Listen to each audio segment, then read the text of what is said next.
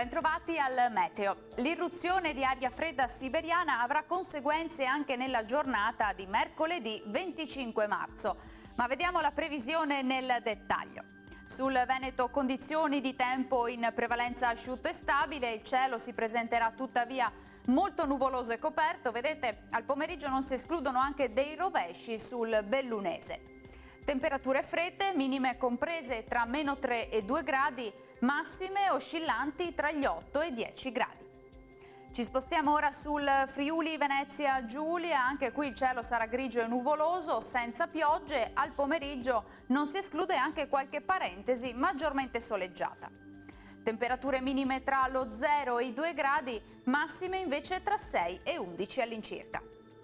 Uno sguardo infine alla situazione del Trentino Alto Adige. Il cielo anche qui sarà coperto un po' dappertutto, qualche sprazzo di sole al pomeriggio sui settori più settentrionali della regione.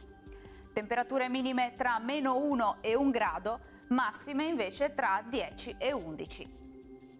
Dal meteo di Antena 3 per ora è tutto, grazie per l'attenzione e arrivederci.